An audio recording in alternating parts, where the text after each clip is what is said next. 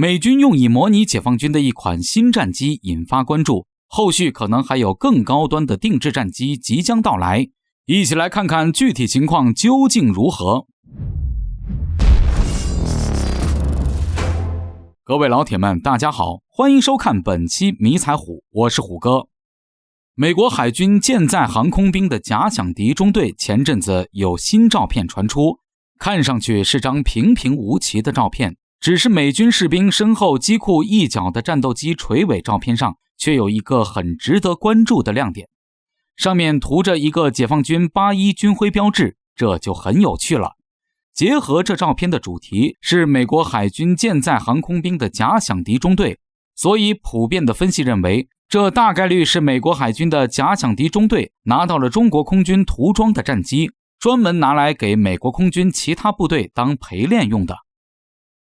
最新传来的一组更清晰的照片印证了这一猜测，垂尾上涂装着解放军81军徽的美军 FA-18 超级大黄蜂战斗机完整的暴露出了真容。虽说是用来模拟解放军吧，但却又学了个四不像，因为除了这81军徽以外就再无任何更明显的特征，甚至连机身涂装都没换，还是原版。美国海军模拟对手的特征和涂装搞实机对抗演练早已有之，最早可以向上追溯到越南战争时期。错误的战术和不靠谱的武器，使得当时的美国海军舰载机部队在实战中难以打出理想的战损交换比。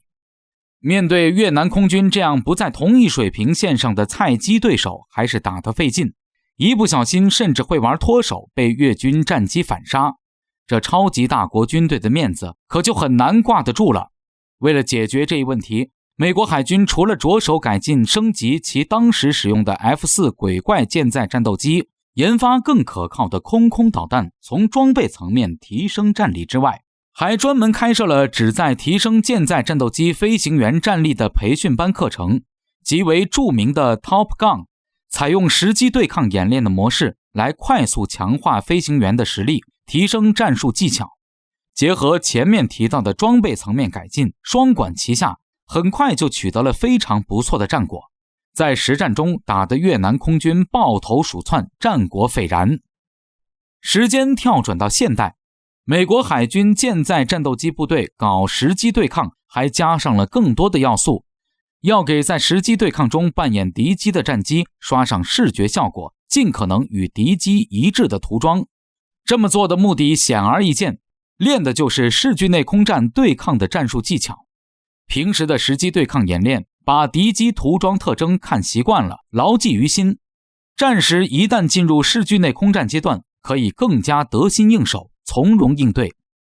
就是这么简单的一个道理。比如说之前就有刷着俄军数字迷彩涂装的 F-16 战斗机现身，用来模拟采用同款涂装的俄制苏57隐身战机。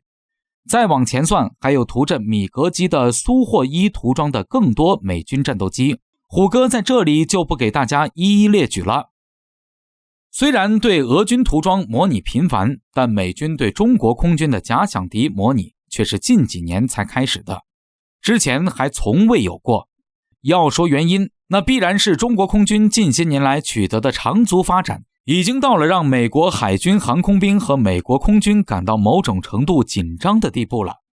在美国海军航空兵这架模拟解放军的 FA-18 传来高清大图之后，有网友就半开玩笑地说，美国海军这是给自己搞了个歼轰18战斗轰炸机，取中国空军的歼轰之名和 FA-18 名字后半段揉在了一起。但有一说一，美国海军这次模拟的确实也粗糙，浑身上下除了垂尾上解放军的81军徽之外，再没有任何其他特征，甚至就连这架 FA-18 的机头上还涂着美军自己的机徽，咋看咋别扭，颇为突兀。这么一对比，就显得之前美国空军模拟俄罗斯苏57那几架 F-16很用心了，至少还完美复刻了俄军的数字迷彩涂装。美国海军这倒好，连涂装都省事懒得弄，直接刷了个机徽糊弄人了事。当然了，玩笑归玩笑，从实际作用的角度出发，还是不能想的这么简单的。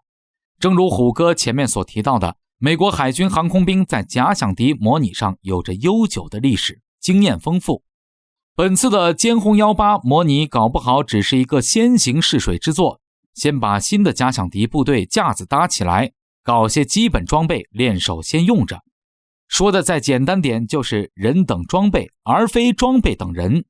真正完整刷上了中国空军或者中国海军航空兵涂装的模拟假想敌战机，也许还要经过论证和审定，并验收通过之后才能交付。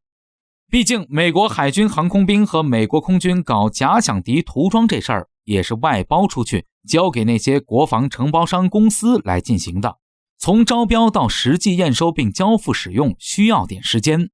但不论怎么说，唯有美军对解放军的重视程度越来越高这事儿是真的，需要引起注意。